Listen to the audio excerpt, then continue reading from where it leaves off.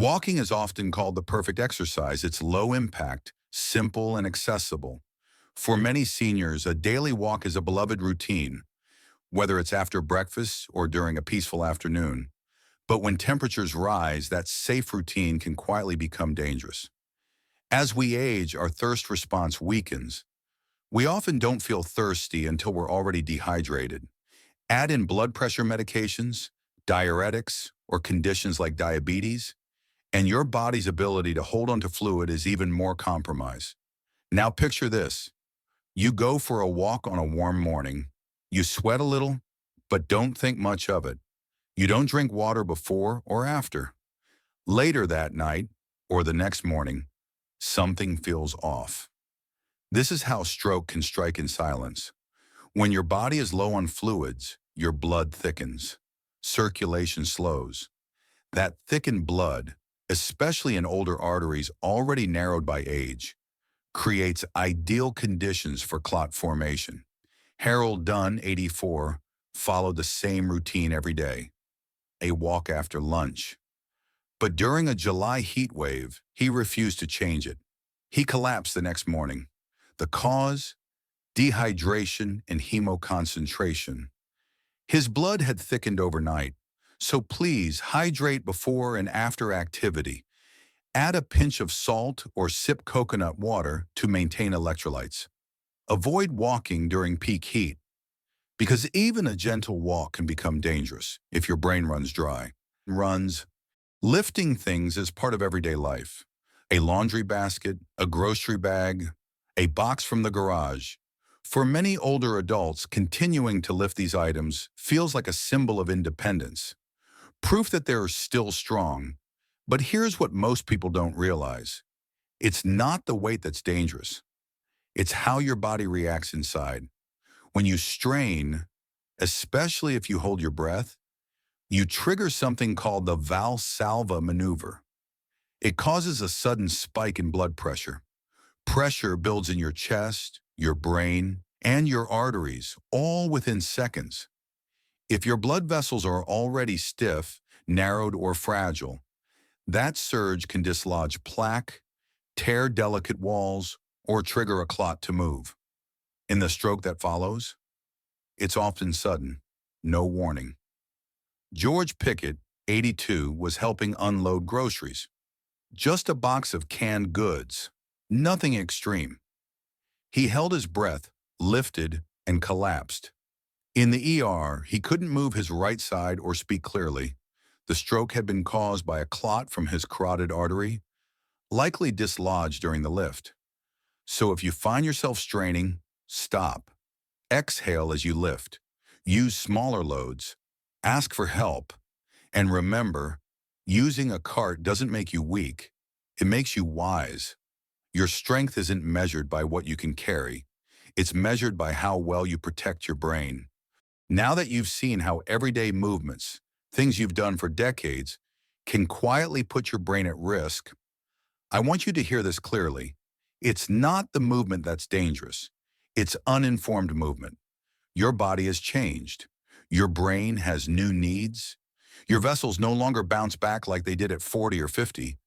And pretending they do, that's the real risk. But this isn't about fear. It's about wisdom.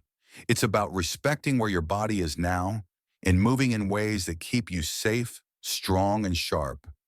Because your brain isn't just about memory.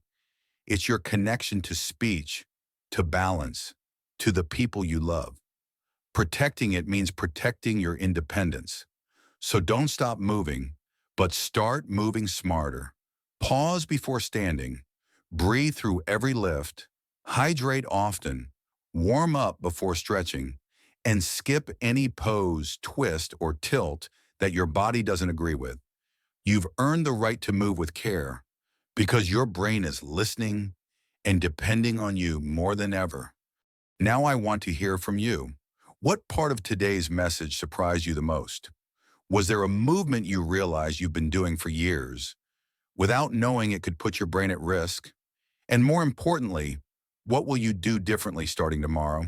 If this video gave you a new perspective, comment with the number 1 below. If it didn't resonate with you, that's okay too. Comment 0 and let us know how we can do better. And if you want to see the next video in this series, our morning movement blueprint designed just for adults over 60, type the word blueprint in the comments so we know you're ready. Most of all, thank you for your time, your care, and your courage to keep learning. Because your health isn't just your responsibility, it's your legacy. It seems harmless, even helpful. You bend down to tie your shoes, stretch your back, pick up a dropped sock, or maybe touch your toes before a walk. These motions feel familiar, like something you've done your entire life. But after 60, what used to be routine can quietly strain the very system your brain depends on: blood flow. Here's the hidden danger. As you bend forward, especially quickly or repeatedly, gravity causes blood to shift away from your brain. In younger bodies, a network of sensors called baroreceptors reacts fast, tightening blood vessels to maintain flow to the head. But as we age, those sensors grow dull. The response slows down. The result? Your brain may be left briefly without enough oxygen. You might not feel anything at first, maybe just a lightheaded moment. But over time, these drops can create a perfect environment for clots, especially in arteries already narrowed by age or medication. Take Edward Millstone, a retired history teacher. He prided himself on his flexibility and started every day with toe touches. One morning, he felt a quick dizzy spell. Hours later, he collapsed in his garden. The stroke stole control of his right side and his handwriting forever. He later said, "I thought stretching was saving me, but it almost ended me." The solution? Never bend forward suddenly.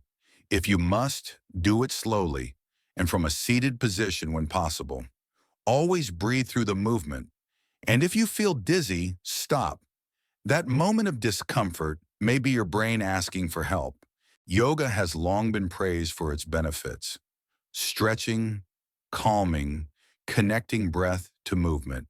And for many older adults, it's become a cherished part of their routine.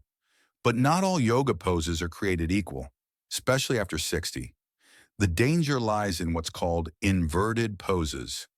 That's any position where your head drops below your heart, like downward dog, legs up the wall, or even a simple forward fold. These postures, often advertised as relaxing, can create a rapid surge of blood flow to the brain. Now, in a younger body, that's not a problem, but aging blood vessels are more fragile. Years of high blood pressure, cholesterol, or inflammation can make them stiff or even partially blocked. A sudden rush of pressure upward can cause those vessels to swell, or worse, rupture. I think of Evelyn Thomas, a retired art teacher who loved her gentle yoga class. During a pose with her legs up and head tilted down, she felt a strange pressure behind her eyes. That night, her daughter found her collapsed and confused. A brain scan showed a small hemorrhagic stroke in the back of her brain, likely from a spike in cranial pressure during that pose. Evelyn survived, but her vision and speech never fully returned. Yoga isn't the enemy, but not all poses are safe for all bodies. So if you're over 60, skip any movement that drops your head low. Stick with seated stretches, standing poses with support, and slow, steady breath work. Because yoga should bring peace, not peril. We've all done it, rolled our neck in a circle to shake off stiffness or ease tension. Especially in the morning, after a restless night or long nap, it feels like the natural thing to do. But after 60, this small movement can carry a surprisingly big risk. The vertebral arteries, two thin vessels that run through the bones of your neck, supply blood to the brainstem and back of the brain, the areas responsible for coordination, balance, and consciousness.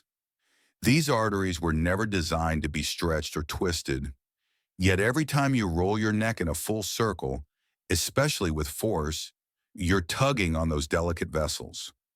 Like bending a fragile straw, one wrong turn can cause a small tear, what doctors call a dissection. Your body, trying to repair that damage, forms a clot. And if even a piece of that clot breaks free, it can travel straight into your brainstem. The result? A stroke that affects your ability to walk, talk, or even stay conscious. Dennis Lyle, a 72-year-old retired music teacher, was just trying to stay limber. He'd read that neck rolls were good for posture, but one morning, mid-circle, he felt a sharp pain behind his ear. Within hours, he couldn't walk straight. His stroke was traced back to a tiny tear in his vertebral artery. So please, if you stretch your neck, do it gently, side to side within a natural range. No full circles, no jerky motions. Your neck isn't just supporting your head, it's guarding your brain's lifeline. In recent years, high-intensity interval training, or HIIT, has been marketed as the miracle solution for staying young. Short bursts of fast movements, followed by rest, burn fat, build strength, and save time. It sounds perfect, right? But for older adults, especially those with high blood pressure, heart conditions, or decades of wear and tear on their arteries, HIIT can be a hidden threat. Why? Because each burst of intensity causes your heart rate and blood pressure to surge. In a young, flexible vascular system, those surges are handled with ease. But in aging arteries, stiffened, narrowed, or weakened, those same surges can overstretch the vessel lining. When that lining cracks, your body races to patch it with a clot. And if that clot travels, it can cut off blood to the brain in seconds. Donald Whitaker, a 74-year-old retired steelworker, began his mornings with a senior HIIT DVD. Step touches, fast arm swings, modified burpees. He thought it was helping. Until one morning he collapsed making coffee. The stroke that followed stole his speech and much of his memory. His carotid artery had likely released a clot during one of his power intervals. Staying active is important, but in this phase of life, steady movement is safer than spikes. So instead of chasing intensity, focus on rhythm. Try walking at a moderate pace, gentle resistance bands, Tai Chi, or water aerobics. Your brain thrives on consistency, not shock. Stretching is supposed to be good for you. It's what we've been told since grade school. Reach, hold, loosen up before activity. But there's a critical piece missing from that advice. When you stretch matters just as much as how, especially after 60. In the morning, your body is still cold. Blood flow is centered around your core, and your muscles and joints haven't fully woken up. When you go straight into static stretching, like holding a hamstring stretch or pulling your arms across your chest, you're asking cold, stiff tissues to expand before they're ready. And that includes your arteries. In aging bodies, blood vessels lose elasticity. A sudden stretch can trigger a reflex that actually constricts circulation instead of improving it. This creates uneven blood flow, high pressure in some areas, low in others, and those fluctuations can foster clot formation in weakened vessel walls. I think of Eileen Granger, a 78-year-old former piano teacher. She followed a gentle morning routine she found online. Some toe touches, quad stretches, shoulder rolls, all before walking. That same day, she collapsed mid-walk. Scans revealed a small stroke in her parietal lobe. Lab tests showed dehydration and circulatory strain. She hadn't done anything extreme, just stretched a cold body. So here's the shift. Warm up before you stretch. Walk in place for 5 to 10 minutes. Swing your arms gently. Breathe. Then, and only then, begin your stretching. Because stretching should prepare your body, not punish it. Balance training is often seen as the safest kind of exercise for older adults. It helps prevent falls, strengthens the core, and builds confidence. But there's one critical rule many seniors aren't told. Never do balance exercises without support. Because one misstep, even a small one, can set off a chain reaction your brain may not recover from. As we age, the systems that help us stay upright, our inner ear, muscles, joints, and vision, all begin to decline. What was once a tiny wobble at 40 can become a serious fall at 75. And the damage doesn't stop at the bruise. When your body hits the ground, it reacts. Stress hormones surge, blood pressure rises, inflammation kicks in, and deep inside your arteries, clots can begin to form as part of the trauma response. If one of those clots travels to the brain, it can trigger a stroke hours or even days after the fall. It's called the fall stroke loop. Take Walter Harris, an 81-year-old Navy veteran. He tried standing on one leg for 30 seconds, just like an online video suggested. No chair nearby, no wall to hold. He slipped, hit his head lightly on the side table. Didn't think much of it. That night he woke up unable to speak. So what's the safer way? Always train balance near a sturdy surface. Use a chair, a wall, or a rail. If unsure, start with heel-to-toe walking beside support or do seated core work. The goal is stability, not proving independence. Imagine this. You go to bed feeling fine. No pain, no sign that anything's wrong, but you wake up the next morning and your words don't come out right. One arm won't move. Your reflection stares back blank, and you can't even recognize your own spouse's face. This isn't a dramatic plot from a movie. It's the real-life horror that happens to thousands of older adults every day, most of whom had no idea they were in danger. And it's not always the people with the worst diets or the heaviest smoking history. It's often those who tried to do everything right. I've seen this too many times in my career as a neurologist. And what breaks my heart is that many of these strokes weren't caused by disease or disaster, but by the very movements we've been told are healthy, movements you might still be doing today. Because here's a truth most people don't hear. The body you had at 40 is not the body you have at 70. What once built strength can now silently spike your blood pressure, shift blood away from your brain, or trigger clots in fragile arteries. In fact, a major study from the American Heart Association found that even a simple drop in blood pressure, just 20 points within 30 seconds of standing, can raise your risk of dementia by over 20%. That's not something you feel right away, but your brain does. So before you stretch, bend, lift, or even stand up tomorrow morning, ask yourself, could this movement, done the wrong way, be putting me at risk? Because what you're about to discover could change how you move, and more importantly, how long you stay independent. Today, I want to walk you through 9 everyday movements, familiar, even comforting routines, that may quietly be placing your brain in real danger. Not because they're extreme, not because they're wrong in theory, but because they were designed for a younger body, one with faster blood flow, more flexible arteries, and a nervous system that reacts in milliseconds. But after 60, everything changes. Your circulation slows, your vessel walls stiffen, your body becomes slower to adapt. That bend you did for years without a second thought, that stretch you love before your walk, it may now carry risks no one ever warned you about. And that's what we'll uncover today. 9 movements that are silently hurting seniors. Not because they're harmful by nature, but because they no longer fit the body you live in now. So let's begin. Of all the simple movements we do each day, standing up seems the safest. It's the kind of action you don't think twice about. Getting out of bed, rising from your chair, stepping away from the couch. But here's what most people don't realize. After the age of 60, your body's ability to adjust to sudden posture changes begins to weaken. The moment you stand, gravity pulls blood down toward your legs. And if your nervous system doesn't react quickly enough, your brain is left without the oxygen it needs, even for just a few seconds.